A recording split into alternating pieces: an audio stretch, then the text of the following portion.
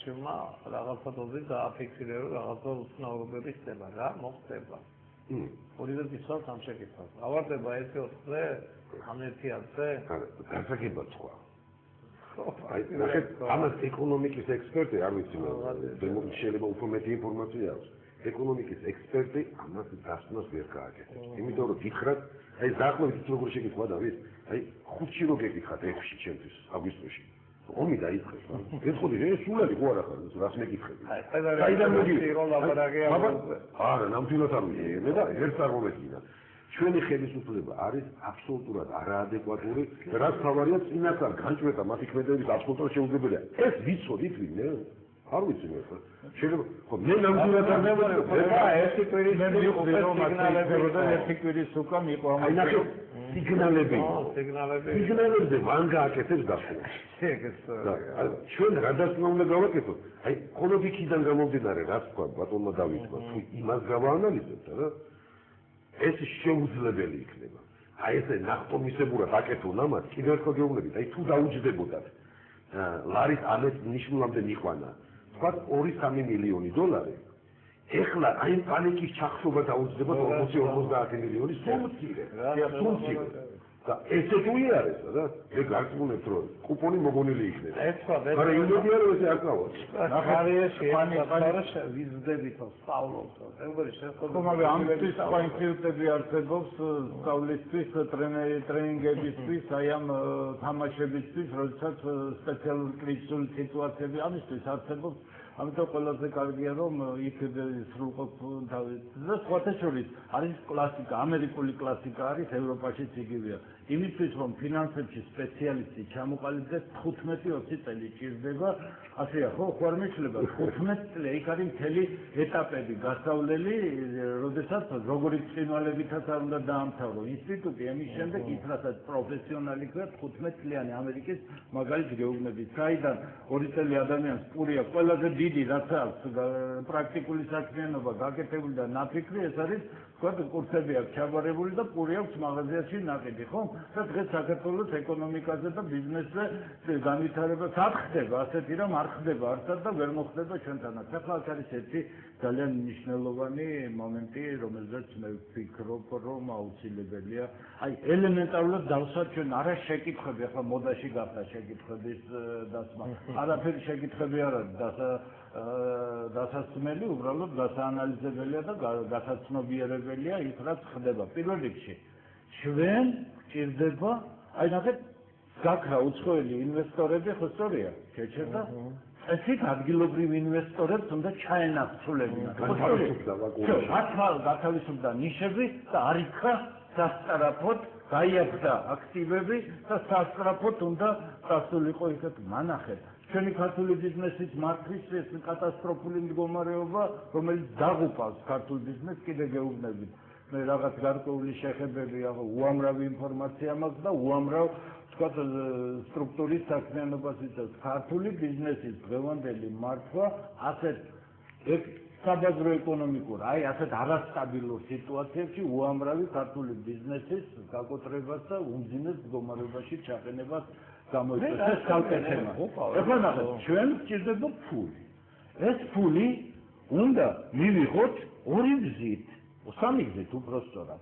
ერთია, რაღაც უნდა გავყიდოთ სოფლიოს მოცულობის ბაზრებზე და შემოვიდეს სავალუტო რესურსები. აქედან ჩვენ გავიყიდოთ ახალი ტექნოლოგიები და ასე შემდეგ, საჭმელი, შაქარი, კარაქი და ასე შემდეგ რაც არ ყოფილდა. მეორე ჩვენთან უნდა მოვიდნენ და კი კაი ქვეყანა ვართ და კაი გარემო უცხოელები უნდა მოვიდნენ. მესამე ჩვენი ხალხი რომელიც რაღაც დანაზოგებს ფლობს უნდა გახდნენ ინვესტორები ზოგს აქვს $1000 და $1000 ინვესტორია ამაზია მთელი მსოფლიო აგებული და ზოგს აქვს რამდენიმე მილიონი უფრო სადაა და ბევრი ორი დეგლად ვისაუბრეთ სადღაცაა გადაკუჭული კიდე და ეშინია გამოჩენისა და ისიც ეკონომიკაში უნდა იყოს გარე ინვესტორი რომელზეც ჩვენ ზედამთვარე ამოვდით უნდა იყოს მხოლოდ შემავსებელი ამ შიგა ეკონომიკური აქტივობისა და უკმარისობისა ხო ამ სამი წყაროდან მანახეთ რომელი წყარო მუშაობს და რატომ გაჩნდება პრობლემა ინვესტიციები ვერ მოვა ობიექტური მიზეზები დავარქვათ, ჩვენი შიგა პრობლემებს თავი დავანებოთ ამ წუთში საგარეო ფინანსურ ბაზრებზე არის საშინელი მდგომარეობა, არ იქნება ინგლისიდან და საფრანგეთიდან და გერმანიიდან რო ინვესტორები გაიქცევიან, იმიტომ რომ როცა ბაზარი ასე ირყება, ანუ ვალატილობა არის ძალიან ხო, იქ წავიდნენ ამერიკაში, იმიტომ რომ იქ სტაბილური სიტუაციებია უფრო და იქ ნაკლებ მოსალოდნელია, იქ სახელმწიფო ობლიგაციებში გადაიტანეს ფული და ანაბრებზე დააჯინეს, რომ ეს წვიმა გადაიარონ და ხომ ეს რა უნდა გაკეთდეს?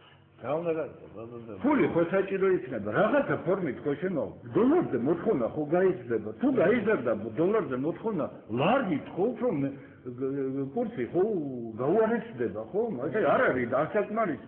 თუ ეროვნულმა ბანკმა ინექციები პერიოდულად არ აკეთა, რა მოუვა ამ ლარის კურსს? ინექციებს რო გააკეთებს, სანამ უნდა აკეთო ეს ინექციები, რამდენი კი გააკეთე?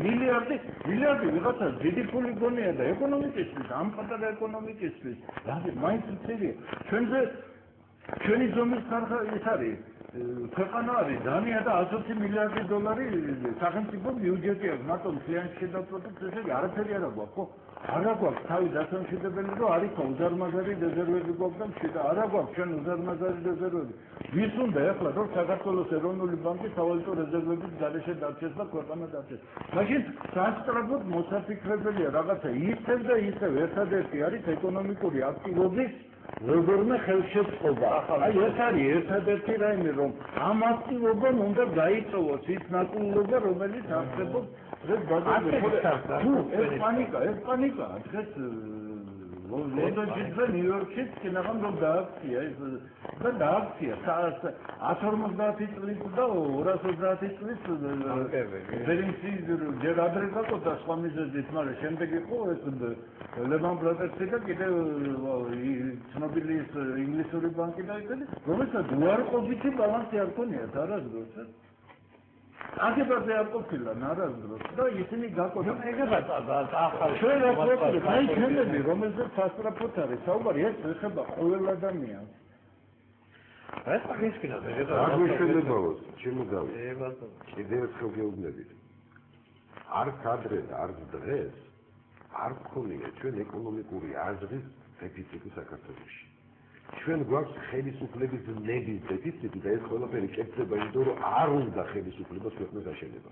თორე რომ უნდოდეს რა საქართველოში პროფესიონალებსაც მოძებნიან და ბოლოს და ბოლოს თუ მარტო ის არის რა ქვია ვარცხნილობაზე ლაპარაკი არიკიფიული ბატონო. თუ მეტი არ არის არაფერი საჭირო არიკიფიული. ой ბატონო დიდი მადლობა, ნოდარი ბატონო დიდი მადლობა ყოველ შემთხვევაში მე ჩავთვალე რომ ამაზე მასაგანგაში იყო ასეთესი მართლა საგიჟეთი არის როგორ შეიძლება რაც ბატონმა ნოდარმა ეს აქსიომა 7%-ზე და 5%-ზე არის უკვე არის რა მათე ეგრევე ეს უნდა ხო ხალხი მასალაში მშივა უახლო ეს დღეებში კი ეს გამოჩნდება ფასები და არის ცუდი პერსპექტივა. ფასები უკვე სერიოზულად აიწია. ყველა სასურსათო პროდუქციაზე და ფასო მოხმარების საგნებზე ყველაფერზე აიწია ფასები. და ეს არის როგორ ეტევა, ესე იგი მარტი მაგალითად დიაფაქსები უყურებენ და შეხეთ. ხათმის ბარკალზე 1 ლარით გაიზარდა ფასი. 3.5-ი 4.5-ი გახდა. ეს 20 ცენტრზე გამოვლები გახდება 4 ლარი ამას მე ვახავ რა ცოტა ყველაზე ჩქარა რაც იქნება ეს იქნება რომ მოდარი ბატონო ეს ამაღლობებს მოხსნიან დავით ამაღლობელის ეს ინიციატივა არის მართლა მისთვის სამედიცინო არ აღვნიშნეთ ღმერთს მაქნას რომ ამ ადამიანს გადააყოლონ ეს ჩავარდნა თუ გავარდნა მე მართლა დამწყდება გულით 40 მილიონს გადაყრის ეს ხელისუფლება რომ ამოქაჩოს ეს სისულელე რაც მოხდა ზედმეტად დანაშაული არის რაც მოხდა და უწინოდის წერი იყო ჩემის აზრით არის არ შეიძლება ეს უცხოდ რაღაცები დაგდება და გადაგდება ისა გენიოსი მართავს ამ ქვეყანას და დიდი მადლობა ეს აფიქსაკეთებდა იქნებოდა თემურ გეოხელიძე ნოდარ ჯავახიშვილი გახლავთ ჩვენი სტუმარი ჩვენ ვისაუბრეთ და მე ვფიქრობ დაფიქრეთ ამ თემაზე და ძალიან კარგი იქნება თუ ყველა იფიქრებს რომ ძალიან ცუდი რაღაცა ხდება საქართველოში მადლობთ რომ გისმენთ კარგად გამოდოთ ნახვამდის